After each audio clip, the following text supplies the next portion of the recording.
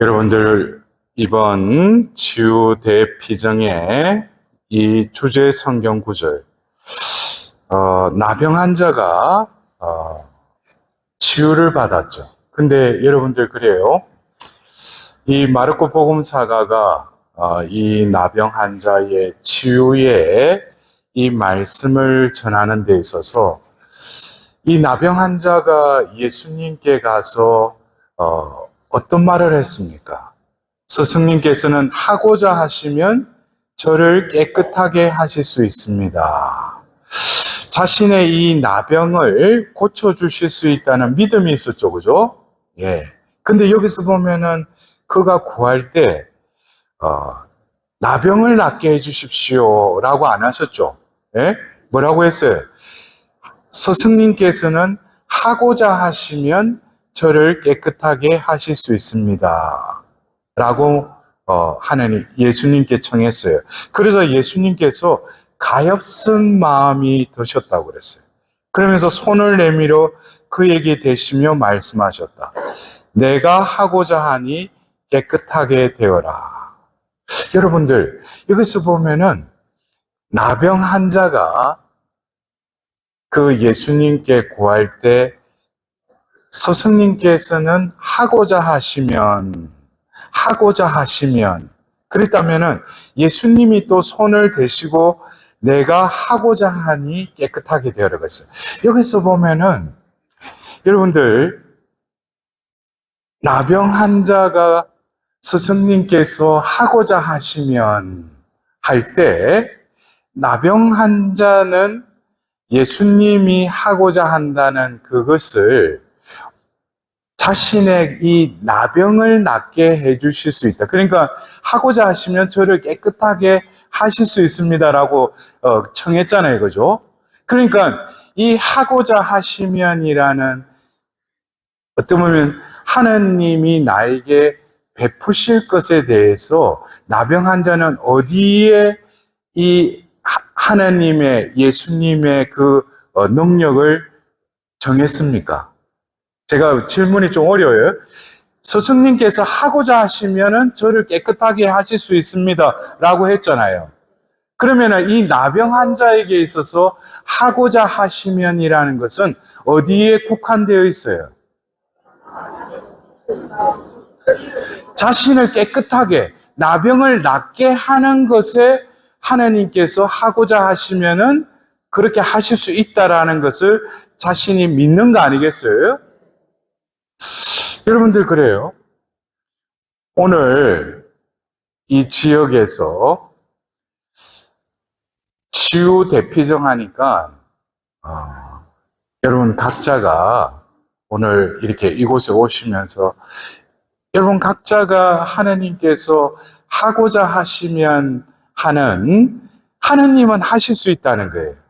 근데 이 나병 환자에게 있어서는 스승님께서 하고자 하시면 저를 깨끗하게 하실 수 있습니다 라고 하는 그 능력을 자신의 그 앓고 있는 이 병에만 국한시켰다면 이해가 되셔요?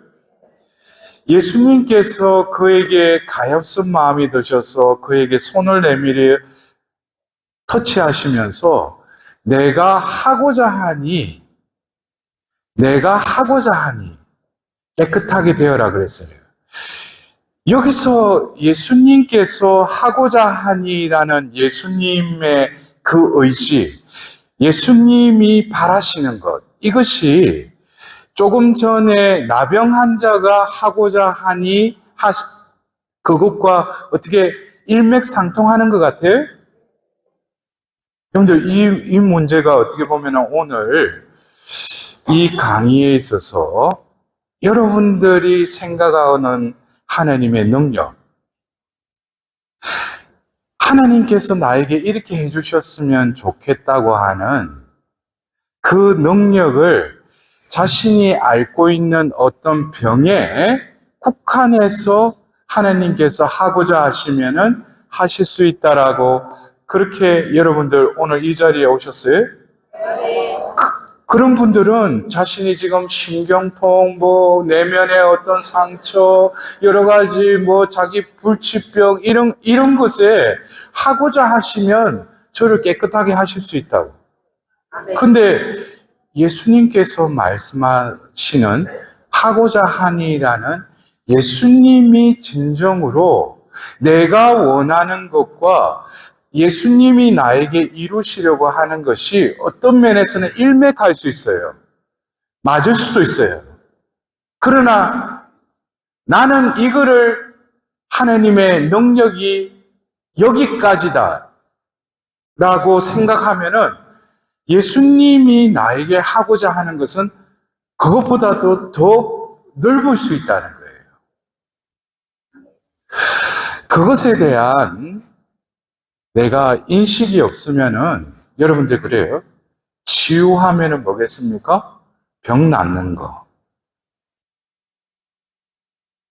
여러분들 병이 걸리면은 요즘에는 과학도 의술도 많이 개발이 많이 돼서 병원을 가야지 왜 이곳에 왔어요?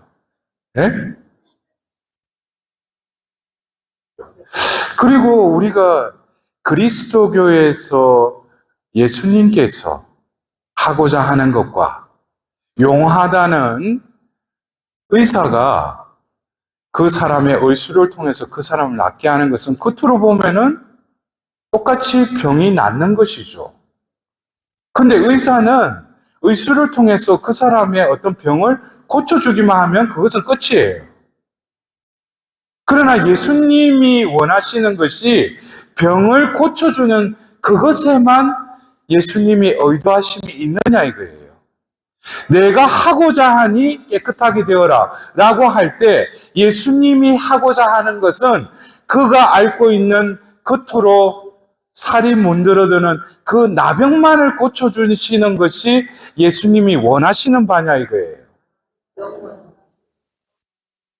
여러분들 이것을 우리는 예수님께 하고자 하시면 저를 깨끗하게 하실 수 있습니다 라고 기도했죠. 예? 그러면 예수님은 내가 지금 앓고 있는 병이나 내 내면의 여러 가지 어떤 혼란과 상처들, 기억들 이런 것도 다 알고 계셔요. 근데 그것도 깨끗하게 하실 수 있어요.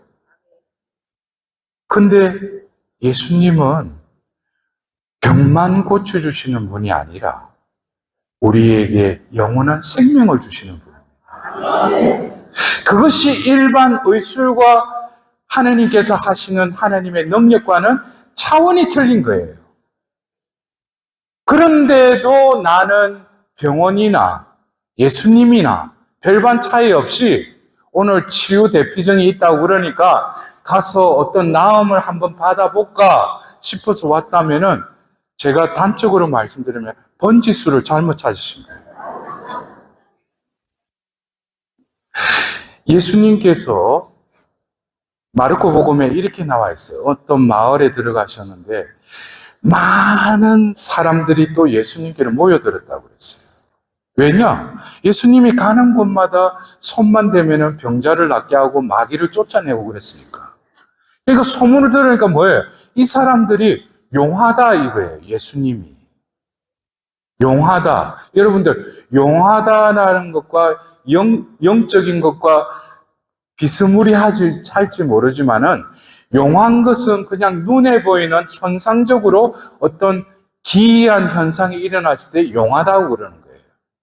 근데 영적인 차원은 겉으로 변화가 없더라도 하나님께서는 신비를 통해서 용한 것을 뛰어넘어서 우리에게 보여줄 수 있는 하나님만이 하실 수 있는 것을 우리에게 이루시는 분이 우리가 믿는 하나님이십니다. 그래서 여러분들 그래요. 마르코 복음서에 보면은 어느 마을에 갔는데 예수님께로 많은 사람들이 모여들었다고 그랬어요. 그리고 예수님의 옷에 손을 댔다고 그랬어요. 근데 손을 댄 사람마다 어떻게 됐다고 했어요? 치유가 되었다.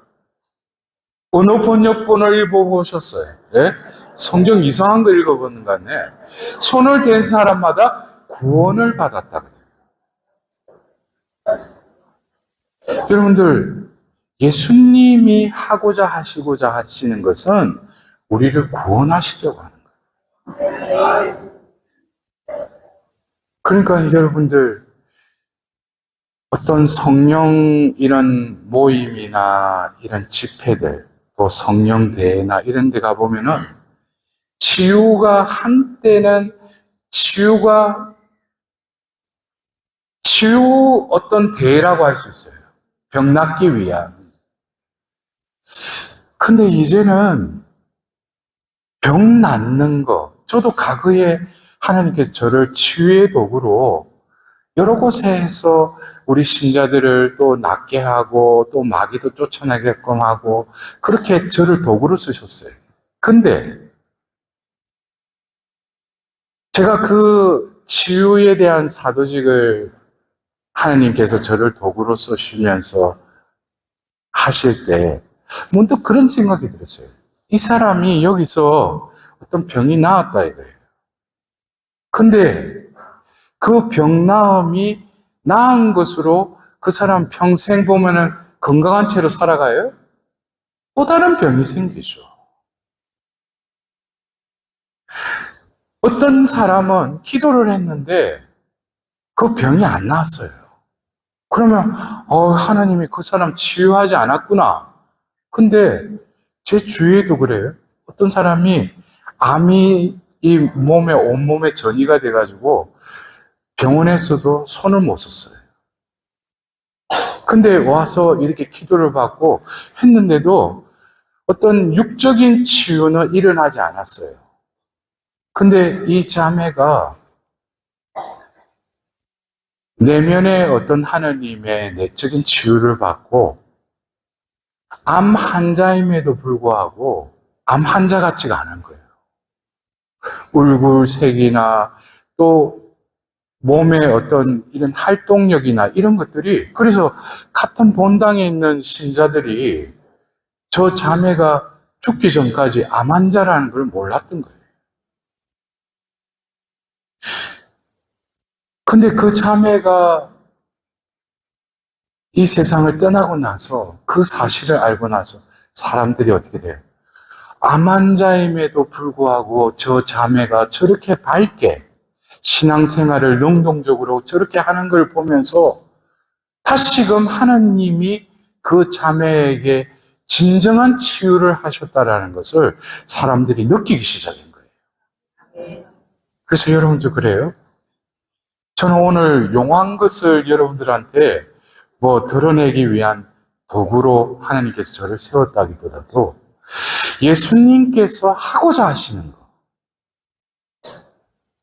여러분들이 생각하는 하고자 하시면이 아니라 예수님이 내가 하고자 하니 그렇게 되는 그런 복된 시간, 은총의 시간이 되셨으면 합니다. 네. 그래요.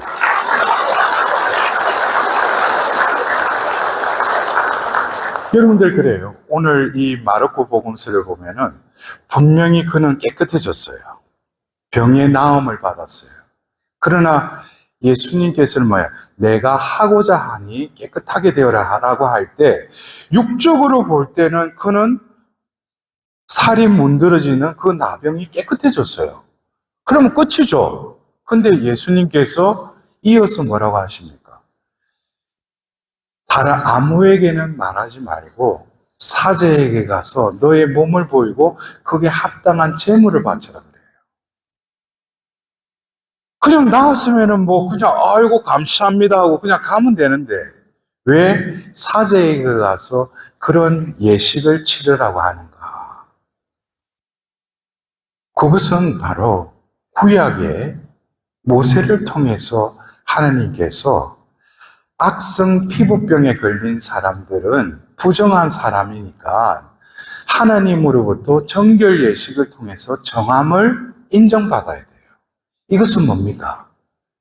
그냥 병 낫는 것이 궁극적인 목적이 아니라 하나님과의 관계에 있어서 하나님으로부터 내가 정한 자, 다시금 올바른 관계로 하나님께서는 회복하시기 원하셨던 거예요, 예수님께서.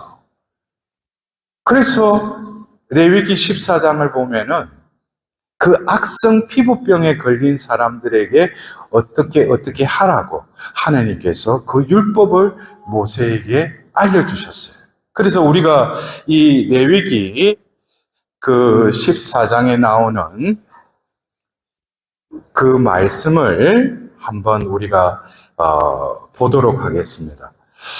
여러분들 그래요. 레위기를 보면은 하나님이 만능이셔. 그래가지고 별의별 병에 대해서도 다 처방을 내리셔요. 뭐 부인과부터 해가 내과, 뭐 피부과, 더불어서 뭐예요?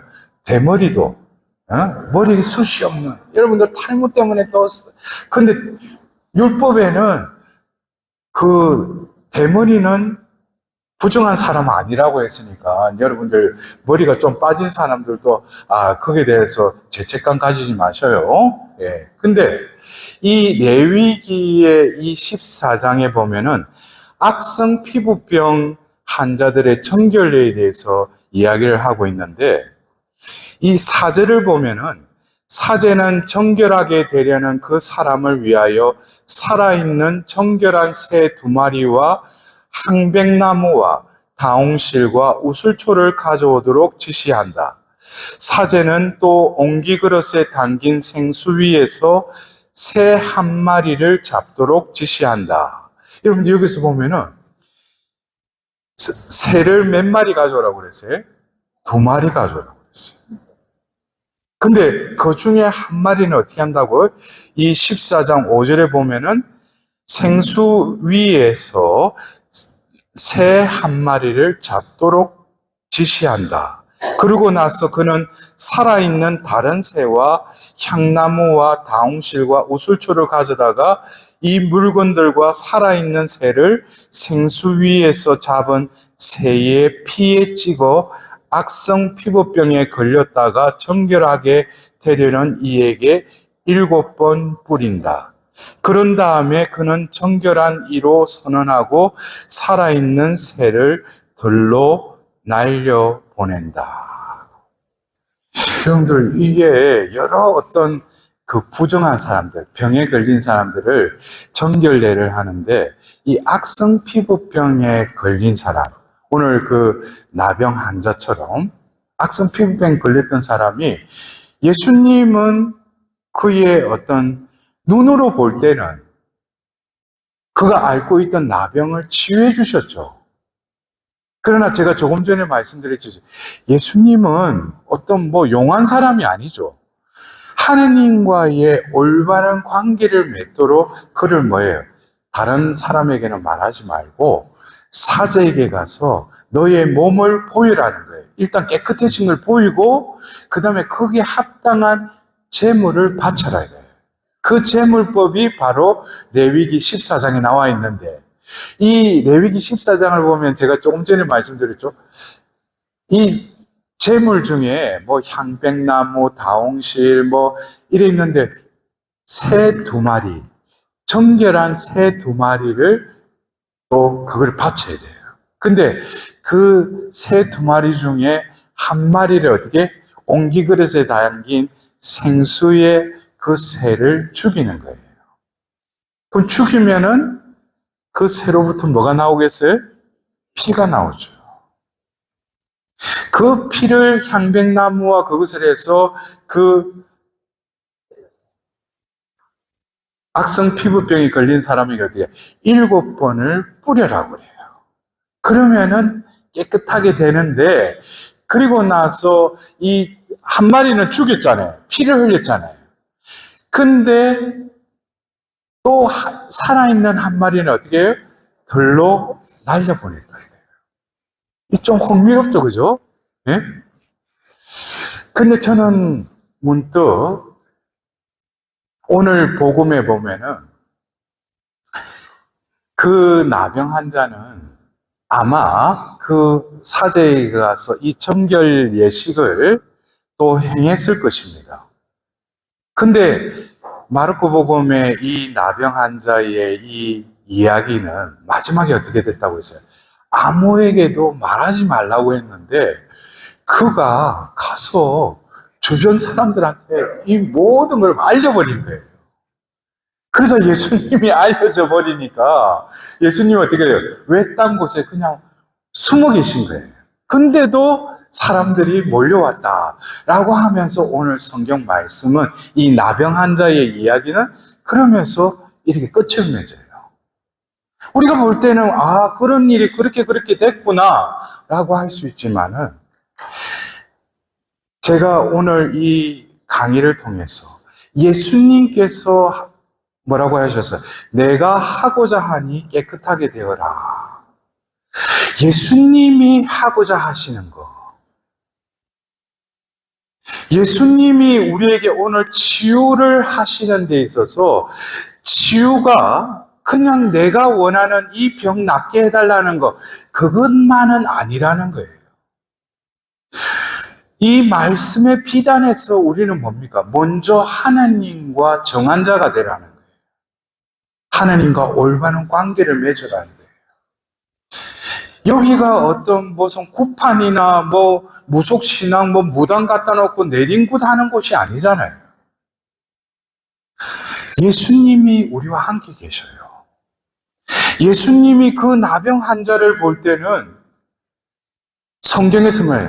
가엾은 마음이 드셨다고 그랬어요.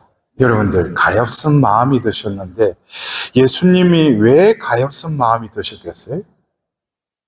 그냥 그 나병 환자가 나병으로 울골도 그렇고, 여러분들 나병 환자들은 유대 사회에서 일상생활을 제대로 할 수가 없죠.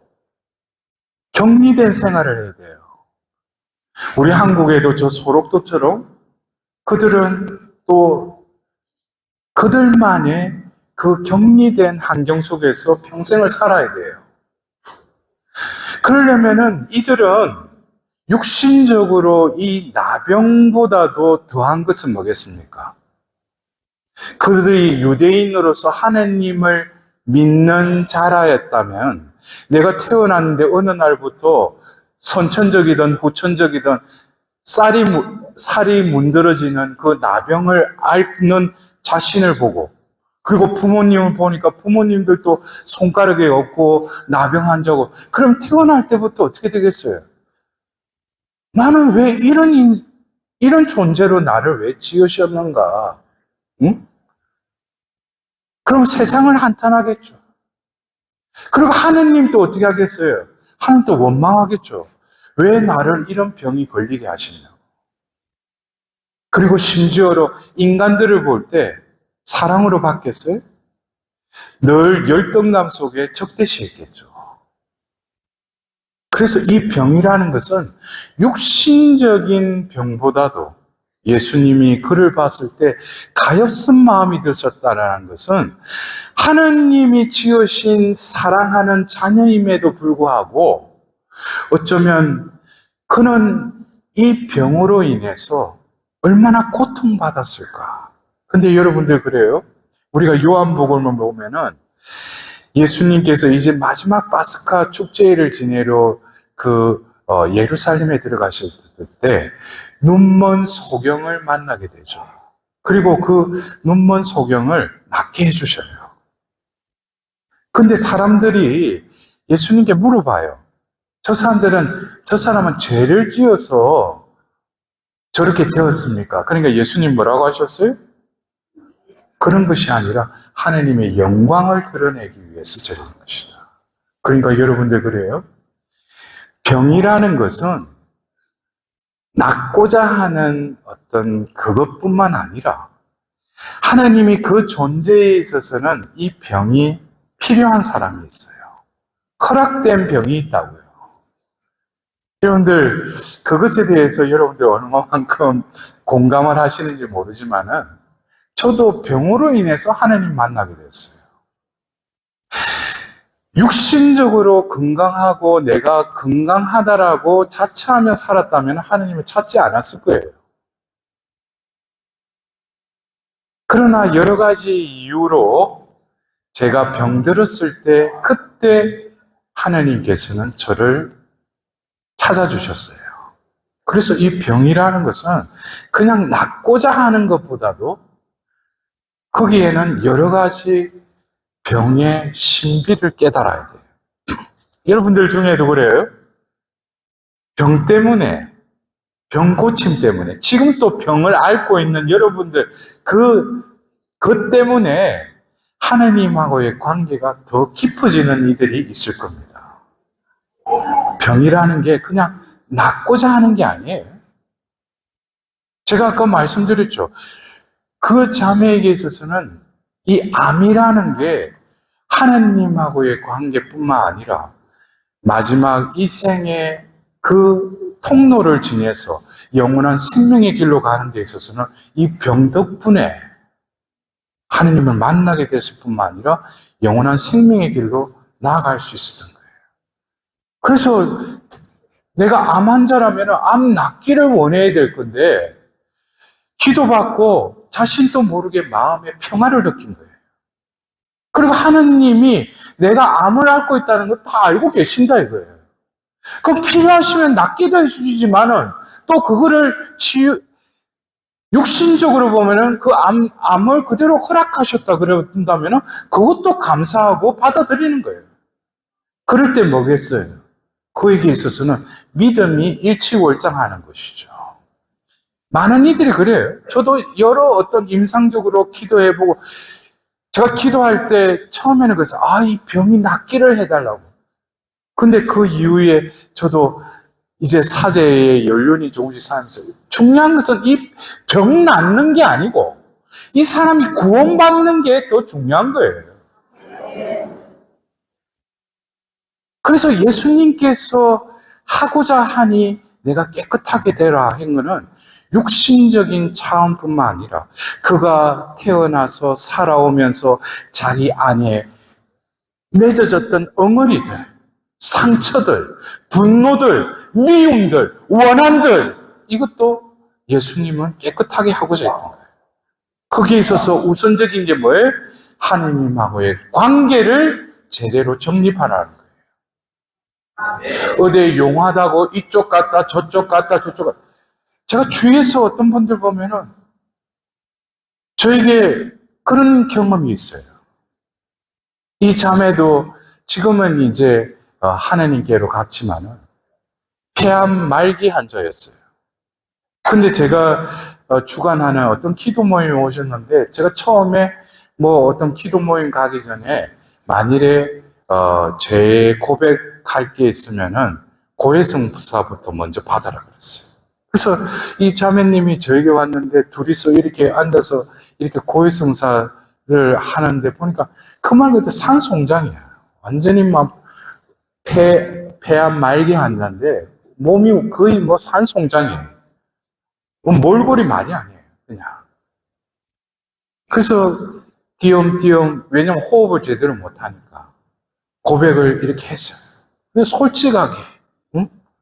하나님께 자신이 지금 살아오면서 했던 그거를 고백을 쭉 했어요. 그래서 제가 사제로서 사제경을 해주고, 그 다음에 기도 모임에 이렇게 참석했는데, 기도회 동안에도 제가 조금 불안했어요. 왜냐? 저래가지고 기도 시간 때 혹시 뭐 넘어지지 않을까요? 왜냐면 완전히 뭐 사람이 뼈밖에 없으니까. 근데 무사히 기도 모임을 잘 끝내고 또 갔어요. 그 기도회가 토요일 날 있었는데 일요일 날 제가 시간 나면은 제가 좀 산책을 하는데 산책을 하는 중에 제가 앉아서 좀 쉬는 중에 폰을 보니까 문자가 와 있어요. 그래서 보니까 바로 어제 그 자매였어요. 그래서 처음에는 이거 또 무슨 일이 있었나? 응? 그래가지고 봤는데 문자에 뭐라고 하냐면 신부님 오늘 예수님 부활하신 주일이지 않습니까? 하면서 신부님 오늘 아침 일어나자마자 저는 새하늘과 새 땅을 보았습니다. 라고 문자가 온 거예요. 그래서 제가 처음에는 그 문자를 보고 조금 의아해했어요. 왜냐하면 그 자매가 어제 상태가 안 좋더만 오늘 또 이거 뭐 헷가닥 했는가 왜 아침에 일어났는데 왜 새하늘 새 땅을 보았다고 그런가 그리고 나서 그냥 이렇게 스치려고 하는데 혹시라는 어떤 마음에 그런 생각이 들어서 혹시 그 자매에게 하나님께서 새하늘 새 땅을 보았다라는 것은 저도 체험했지만 내 존재가 하나님 안에서 새롭게 빚어졌을 때, 회개의 은총이 임했을 때 내 영이 나도 모르게 새하늘 새 땅을 보게 돼요. 내 눈이 내가 열리는 게 아니라 하나님께서 열어주시면은 똑같은 이 세상이라도 다른 차원의 세상을 보게 됩니다. 내 귀가 열리면은 또 다른 차원의 하나님의 음성을 듣게. 이거는 어떤 청력적인 차원이 아니라 영을 통해서 하나님의 그 현존을 느끼게 되는 거예요. 그래서 혹시 했는데, 그리고 나서 며칠이 지났어요. 며칠보다도 한 달이 지났을 쯤에 그 자매에게 또 연락이 온 거예요. 신부님, 오늘 제가 일산에 안병원에 가서 그 자기 주치의가 검사를 했는데 그 주치의가 자기를 부르더래요. 그러면서 이게 어떻게 됐냐고. 그 보니까 CT하고 엑스레이 찍었는데 보니까 암세포가 거의 4분의 3이 없어진 거예요. 근데 여러분들, 제가 오늘 강의 주제가 뭐예요? 예수님께서 하고자 하시면, 저에게 있어서는 이게 끝이 아니죠. 왜 4분의 1을 또 남겨놨을까? 근데 제가 그 이후에 처음에 제가 만나서 이렇게 기도를 하는데 저에게 있어서 하나님께서 이 자매에게 이 가정의 회복을 원하시구나 라는 어떤 그런 하나님으로부터 오는 그런 느낌을 받았어요. 그러면서 그 검사의 결과를 받으면서 제가 그랬어요. 자매님, 당신에게 하나님은 다 깨끗하게 없애기도 하실 수 있는데 당신에게 어떤 치유의 은총을 베푸셨는데 조금은 남겨놓고 했다는 것은 유예기간을 준 것이다. 당신 가정을 회복시켜라. 제가 그런 말씀 드렸어요. 근데 알고 보니까 그 가정이 다 갈라져 있었어요. 남편하고도 그렇고 자녀들과의 관계도 다 그렇고. 그러니까 하나님은 병을 고치고 안 고치고 그것보다도 너에게 가정 성소를 줬는데 가정이 그 모양 그 꼬리지가 됐으니까 가정을 회복시키는 것이 마지막 네가 이 생에 있어서 내가 너에게 유예기간을 준 거라는 거예요. 그리고 2년 동안을 또 살다가 제가 장례미사도 갔어요. 남편이나 자녀들, 엄마가 2년 동안에 너무나 많이 바뀌었다는 거예요. 말에서나 행동에나 그것에 있어서 너무나 그전의 사람이 아닌 또 다른 사람이 되어서 너무나 우리 가정이 회복되고 사랑이 회복되면서 너무나 편안하게 하나님 곁으로 갔다는 거예요. 제가 하나님 감사합니다. 여러분들, 다시 우리가 레위기 14장으로 돌아와서 새 한 마리는 어떻게 하라고 그랬어요? 옹기그릇의 생수 위에서 새 한 마리는 잡아라고 그랬죠. 그럼 피를 뚝뚝 떨어질 거 아니에요. 이 새 2마리는 어떻게 보면은 나라고 하는 존재가 예수님을 만남으로써 예수님을 나의 주님으로 고백하고 또 성찬례를 통해서 예수님을 내 안에 모심으로 인해서 나에게 있어서는 2 인간이 있었어요. 나라고 하는 이 존재 안에는 2 존재가 있어요. 그래서 그 존재에 대해서 바오로 사도는 로마서 7장에서 이렇게 말하죠. 나는 하나의 법칙을 발견하였습니다. 나는 선을 행하려고 하지만 끊임없이 악을 행합니다. 그래서 내 안을 들여다보니 악을 저지르는 그 옆에 죄가 도사리고 있다는 것을 제가 발견했습니다. 이게 뭡니까? 이게 바오로 사도에 있어서는 옛 인간이에요. 그것에 대해서 바오로 사도는 다른 서간에서도 옛 인간, 새 인간에 대해서 말하고 있어요.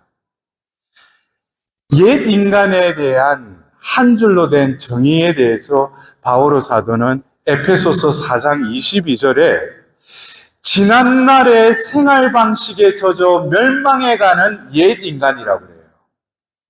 내가 예수님을 나의 주님으로 모시고 미사 때마다 그분을 내 안에 주인으로 모시지만 내 삶이 나로 살아왔던 그 삶 속에서 회개하지 못하고 지금 또 나 중심적인 삶을 살아가는 사람은 아직까지 나라는 존재는 옛 인간이 지배하고 있는 거예요.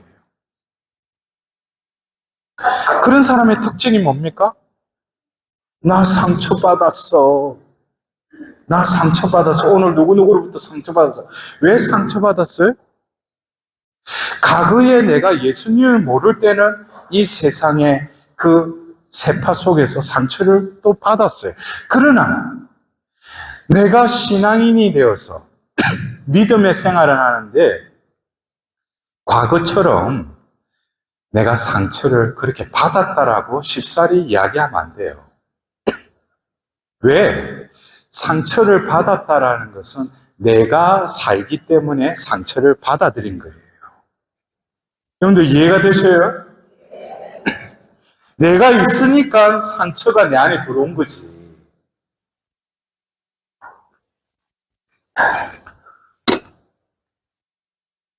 그러나 예수님이 내 안에 사시는 자에게 있어서는 상처를 받았다고 안 그러죠. 상처를 받긴 받았어요. 그러나 내 안에 예수님이 계시면 내가 받은 것이 아니라 이 세상의 죄악의 타락 속에서 내 안에 살아계시는 예수님이 그 상처를 또 받는 거예요. 그래서 그 상처를 어떻게 용서 못하니, 남을 미워하니, 그거는 왜 그래요? 내가 살아있으니까 그래요. 그래서 여러분들 10월 1일 소아대례사 있죠? 아기 예수의 대례사. 그 성녀의 일기를 보면은 그 성녀는 25살에 돌아가셨죠.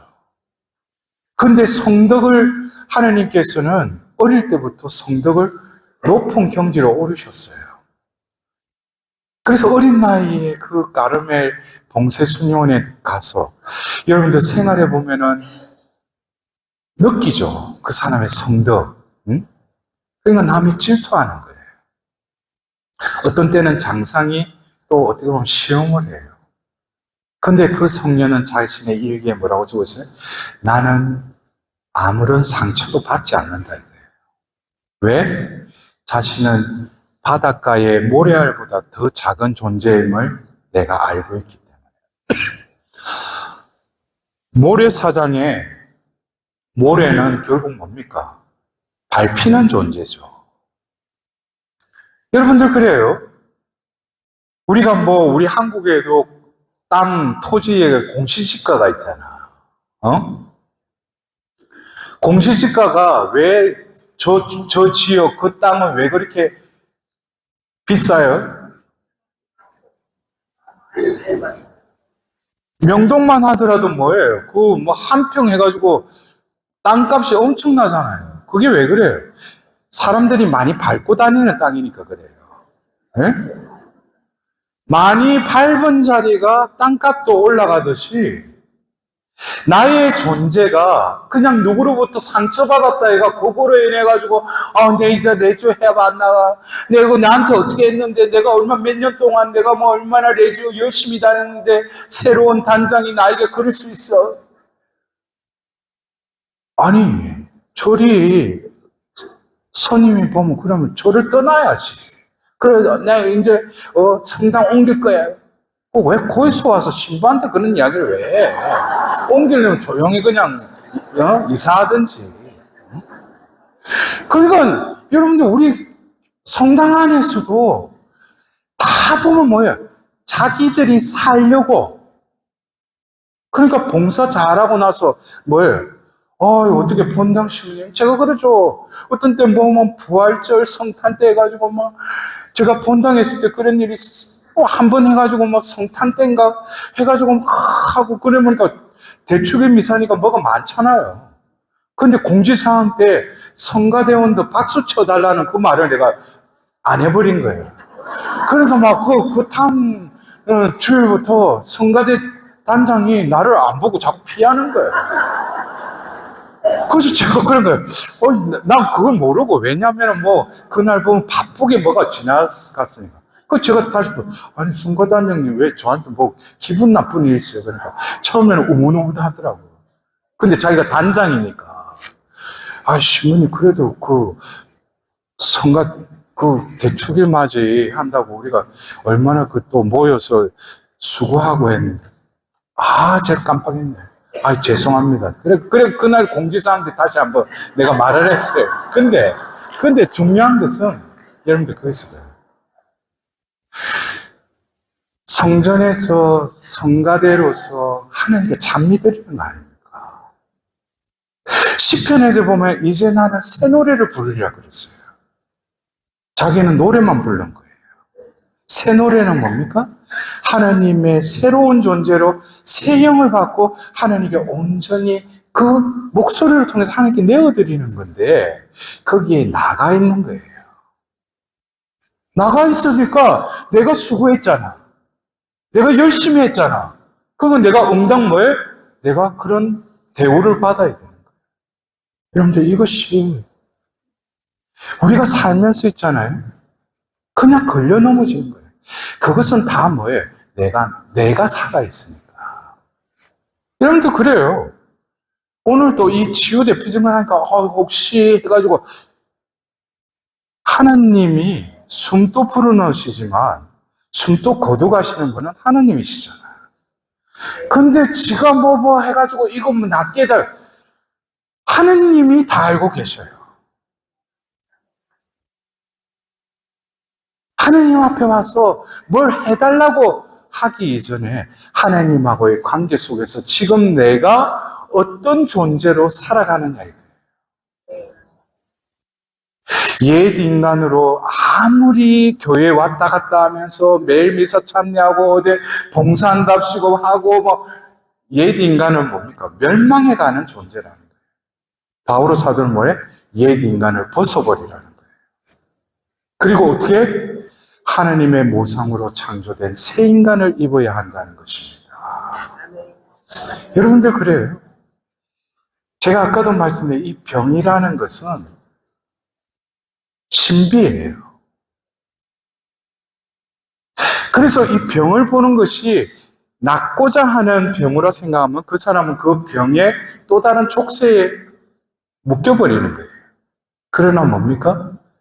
하나님이 나에게 건강도 주시지만 이 병에 있어서도 하나님의 그 자비로 의사를 만나게 하고 또 의술을 접하게 하고 또 합당한 그 치유의 건강의 삶을 살게끔 하는 것도 하나님께서는 다 예비하고 계시죠.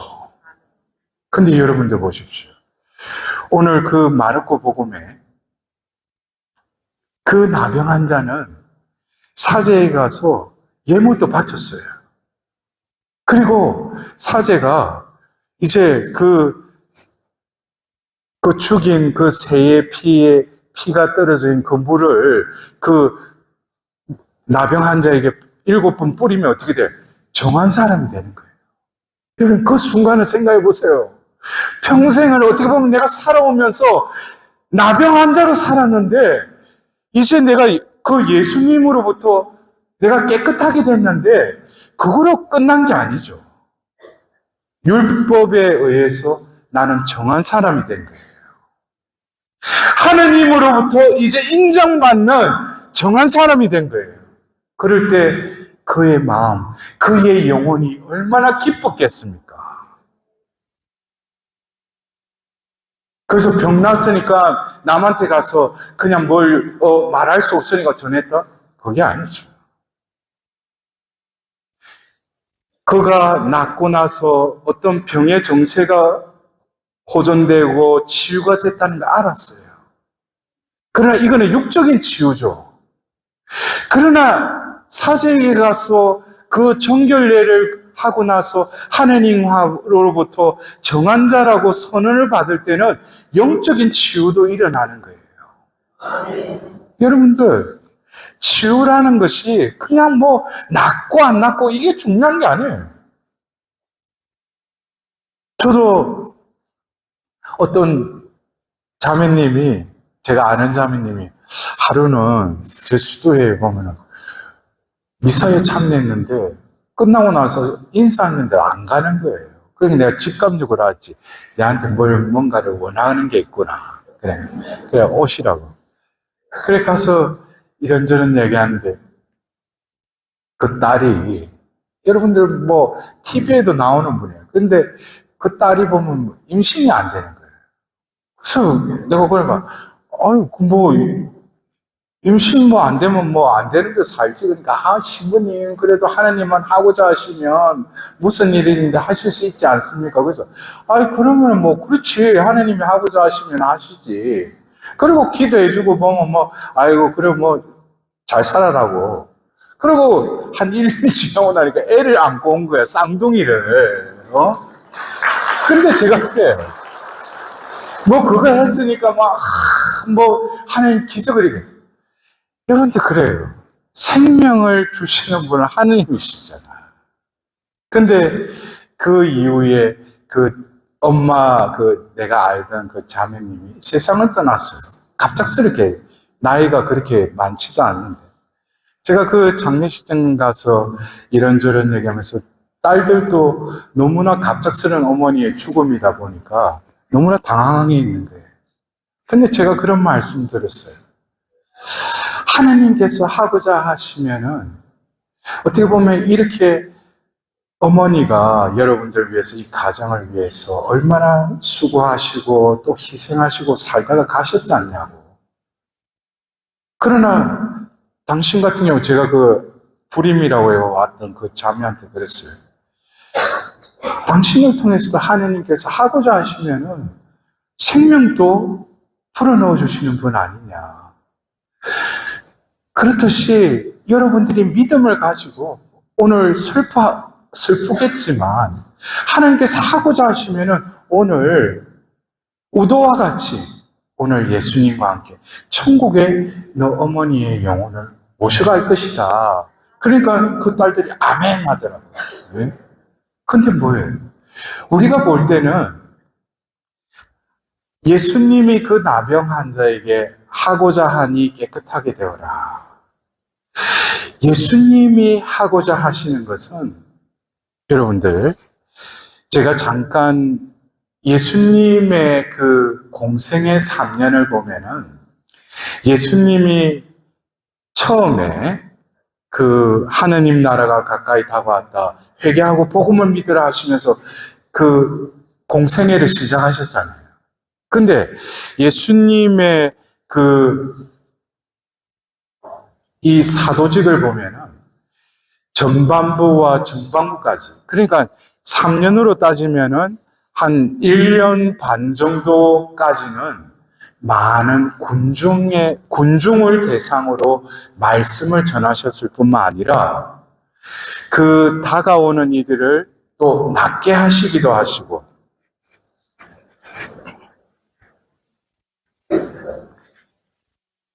낫게도 하시고, 많은 군중 앞에서 당신의 사목을 하셨어요.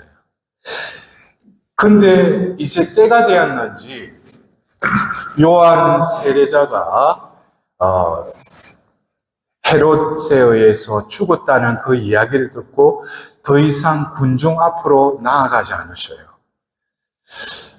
그래서 두 번째 파스카 축제일, 그러니까 예수님이 그 공생애를 3년간 지내면서 예수님의 파스카 축제를 위해서 예루살렘에 내려간 것은 세 번째죠. 세 번에 걸쳐서 예수님이 파스카 축제를 맞이하기 위해서 예루살렘에 가셨다라는 그걸 가지고 요한복음에 그렇게 편집되어 있기 때문에 우리는 예수님이 공생애를 3년을 지내셨다라고 우리가 추정을 하는 거예요. 그래서 예수님이 전반기와 중반기까지는 많은 군중 앞에서 이적을 행하셨어요. 그래서 병을 낫게 하고 기적을 일으키셨어요. 빵의 기적도 일으키시고. 근데 그 이후로 예수님은 더 이상 군중들을 대상으로 하는 사도직을 하지 않으시고 그 중반기부터 해서 그 예수님이 이제 죽기 전까지는 바로 예수님께서 당신이 모으신 그 제자들을 이방 지역을 돌아다니시면서 그들에게만 따로 교육을 시키셨어요. 말씀을. 그래서 제가 여러분들 그래요. 오늘 이 치유 대피성에 오신 여러분들 중에도 성령의 어떤 체험을 하시고 또 치유의 은총을 받으신 분들도 계실 겁니다. 그리고 지금도 어떤 앓는 병이 있는 분들도 계실 겁니다. 예수님께서도 어떻게 보면은 공생의 3년 동안 매번 군중에게 가서 병 낫게 해주고 뭐 기적 일으키고 하면은 군중들도 얼마나 좋았겠어요. 그러나 예수님이 원하신 것은 병 고쳐주고 이것이 하느님 나라가 가까이 왔다라는 하느님 나라의 전부가 아니라는 거예요. 하느님 나라가 가까이 왔다. 그리고 제자들을 파견하면서도 하느님 나라가 가까이 왔다라고 전하라고 그랬어요. 그럼 하느님 나라가 무슨 하느님 나라 해가지고 보면 뭐 슝 하고 이렇게 나타나요? 아니죠. 하느님 나라가 가까이 왔다, 다가왔다 이것은 그러면서 사람들을 부르셨는데 그들에게도 하느님 나라가 가까이 다가왔다라고 전하라고 했어요. 하느님 나라가 가까이 왔다라는 것은 내가 이제 이 세상에 살더라도 내가 하느님 나라의 백성이다 이거예요. 하느님의 자녀라는 거예요. 우리가 대한민국이라는 이 나라의 주민등록증을 가지고 있고 또 성씨도 있고 어느 가문도 있어요. 그거는 육적인 내 나라는 존재가 소속되어 있는 것이죠. 그러나 우리는 세례를 받으면서 요르단강에서 올라올 때 하늘이 열리면서 비둘기 형상으로 내려오면서 성부의 목소리가 뭐야? 너가 사랑하는 아들, 내 마음에 드는 아들이다. 그 존재가 완전히 예수님의 존재가 드러났죠. 그것처럼 우리도 세례를 통해서 너는 내가 사랑하는 내 마음에 드는 자녀라는 것이 공언된 것이죠. 근데 나는 아직까지도 이 세상 사람으로 살아가고 있어요. 하느님 나라의 백성으로 내가 살아가지 못하는 거예요. 하느님 나라라는 것이 뭡니까? 하느님이 통치하시는 나라죠. 하느님의 뜻이 이루어지는 나라죠. 하느님의 다스림이 온전히 실현되는 나라가 하느님 나라죠. 그것에 대해서 로마서 14장 7절에는 바오로 사도가 뭐래요? 하느님 나라는 먹고 마시는 것이 아니라 성령을 통해서 누리는 정의와 평화와 기쁨입니다 그랬어요. 성령 안에서 누리는. 그래서 예수님께서는 초창기 때 공생애 중에 많은 이들에게 치유를 베푸셨어요. 그러나 기적을 일으키셨던 요한복음 6장에 장정만도 5,000명을 먹이고 나서 예수님께서 티베리아 호숫가를 건너서 건너편으로 갔을 때 사람들이 또 없어진 걸 보고 예수님을 찾아났어요. 그래서 예수님 뭐라고 해요? 너희들이 배불러서 나를 찾아왔다는 거예요. 왜? 눈으로 봤거든. 있을 수 없는 일을 봤거든. 그러니까 예수님께로 모아드리는 거예요. 그러면서 예수님 뭐래요? 분명히 빵의 기적을 일으키셨지만 자신을 바로 하늘에서 내려온 생명의 빵이라고 이야기해요. 그래서 사람들이 뭐래? 하나 둘씩 예수님을 떠나가요. 왜? 말이 너무 어렵다 이거예요. 이해를 못하겠다 이거예요. 그냥 차라리 병 낫게 해주고 기적 일으키지 무슨 또 뭐 생명의 빵이니 뭐 하늘의 생명. 그래서 예수님이 물어봐요. 너희들 또 떠나려 이러냐? 그러자고 뭐예요? 베드로가 나서서 당신께는 영원한 생명의 말씀이 있습니다. 여러분들 그래요. 이제는 우리가 치유하면은 어떤 느끼는 응답받는 그 치유가 아니라 오늘 그 나병 환자에게 내가 하고자 하니 깨끗하게 되어라. 예수님께서 하고자 하시는 것. 그것은 여러분 존재를 하나님께서는 깨끗하게 하고 싶으셔요. 제가 그래서 2007년도 제가 성전에서 아침 기도를 끝내고 너가 가는 곳마다 새 영을 부어주겠다 하시면서 제가 그 이후로 하나님께서는 저를 새 영을 전하는 어떻게 보면은 뭐 새 영의 전도자처럼 저를 뭐 세계 곳곳을 다니면서 새 영을 전하게 했어요. 근데 제가 그래요. 한국보다도 제가 미국 쪽에 그 곳곳에 성령대회나 또 성령 강의나 뭐 또 성모님 그룹이나 그런 데 갔을 때 새 영을 받아라 그러니까 우리 신자들인 거예요. 아니 그러면 신부님 우리가 헌영을 받았으니까 왜 새 영을 받아라고 하냐고.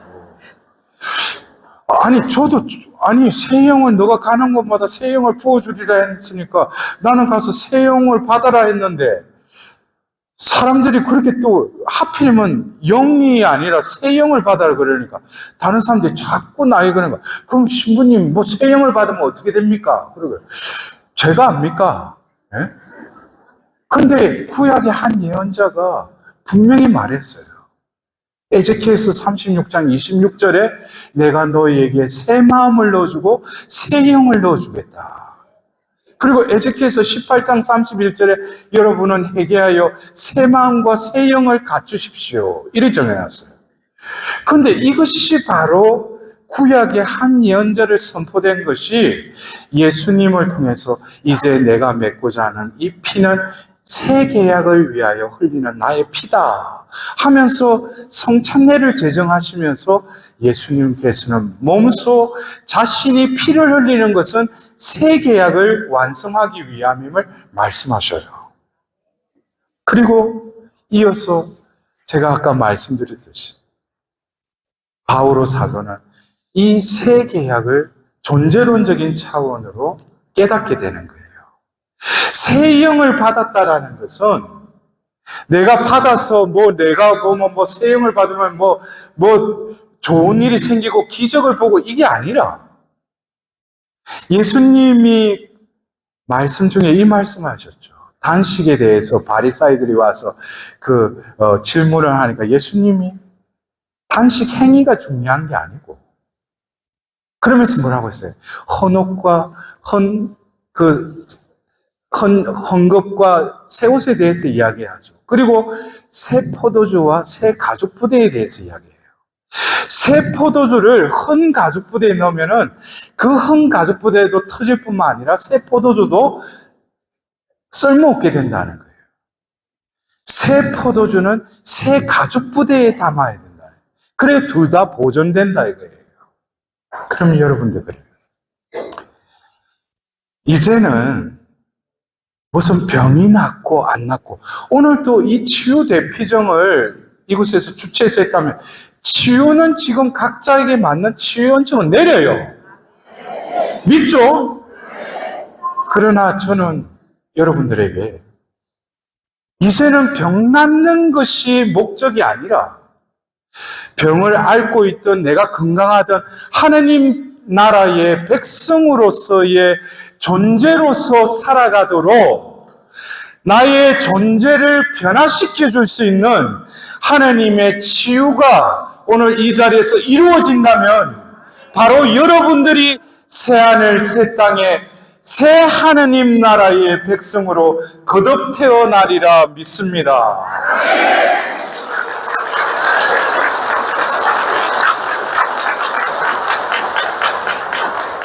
그래서 여러분들 이제 시간이 저는 우리 교회 안에서 한때는 신학생 때 또 사제가 되어서 여러 어떤 성령에 관련된 철야 기도다 기도 모임에 여러 군데 보내면서 하나님께서 저를 그런 도구로 쓰셨어요.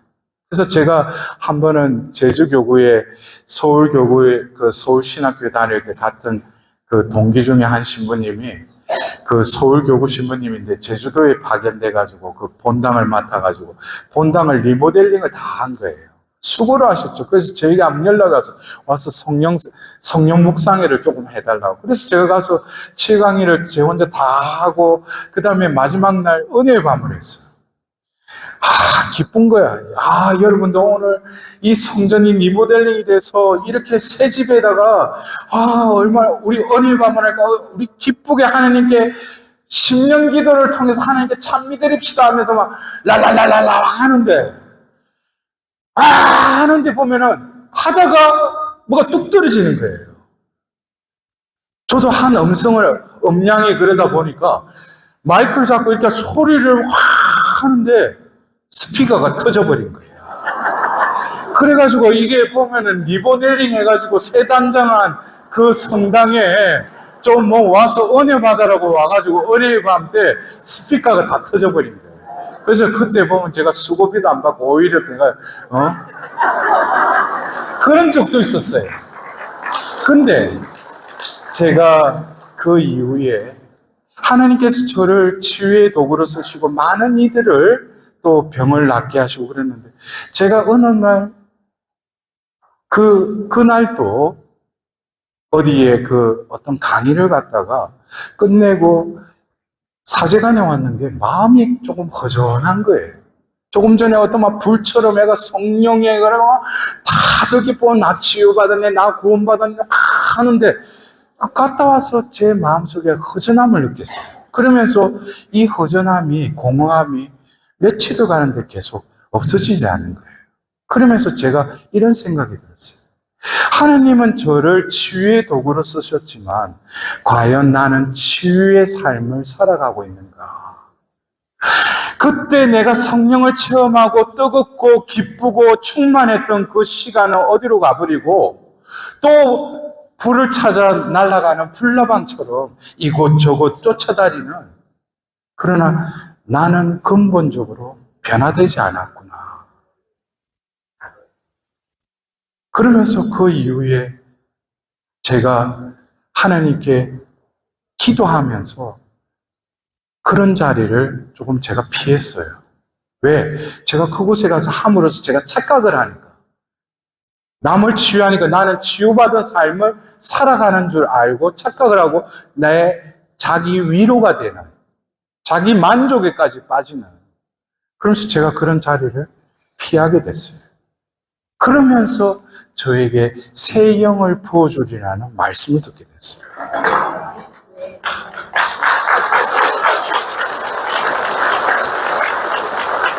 그래서 여러분들 그래요.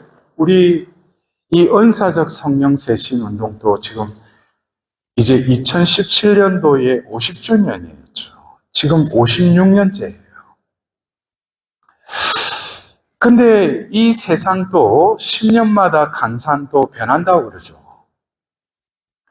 우리는 이제는 이 치유라는 것이, 치유의 은혜를 받았다면 이제는 우리가 치유의 삶을 살아야 돼요. 여러분들 그래요. 병원에 가더라도 어떤 의사가 어떤 처방을 내리고 어떤 경우에는 수술도 하고 나서 수술이 성공리에 끝났어요. 그러면은 모든 게 다 끝난 거예요? 아니죠. 재활의 기간이 필요하죠. 또 의사는 처방을 하죠.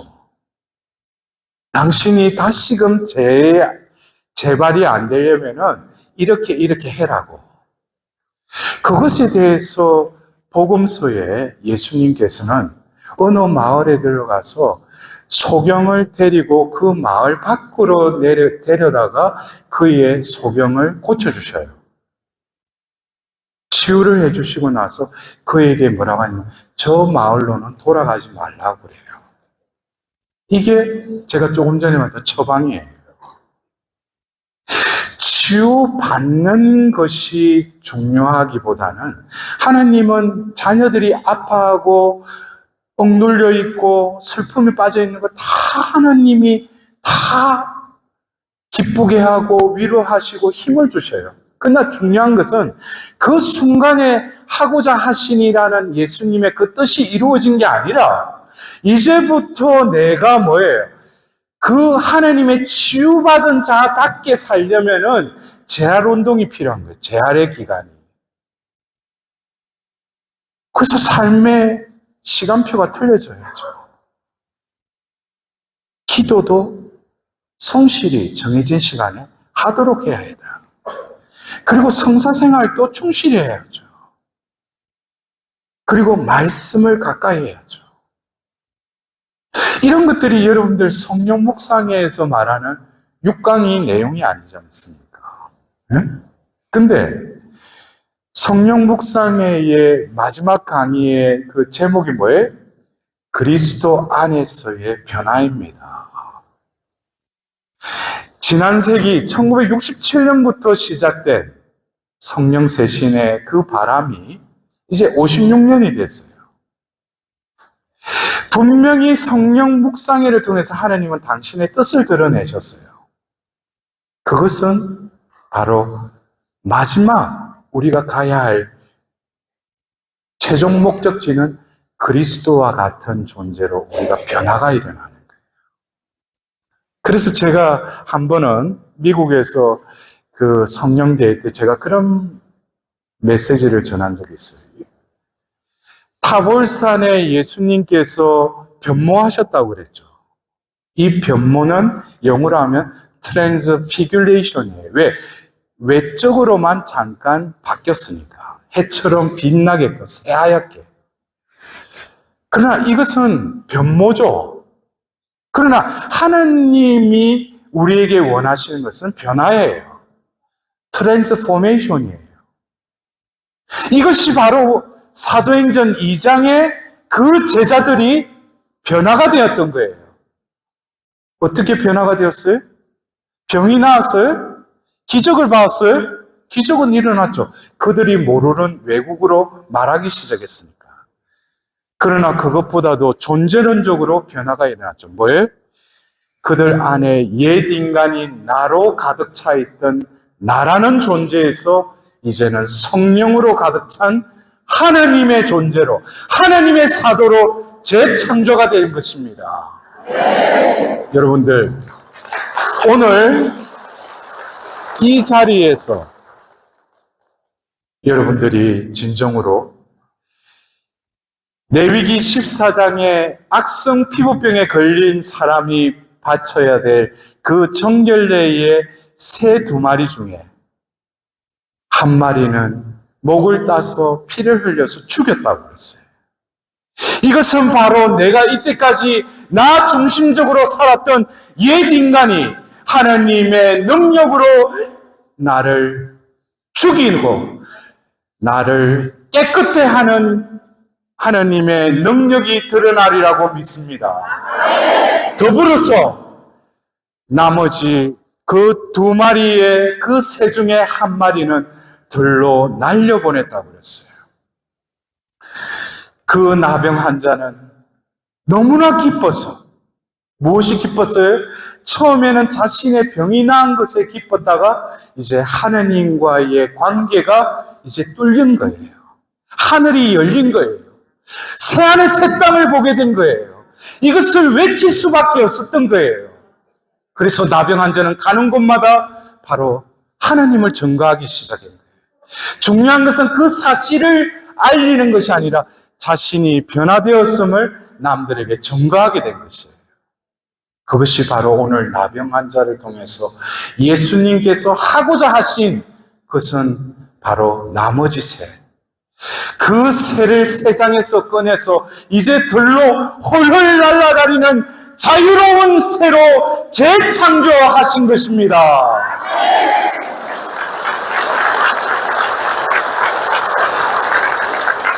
여러분들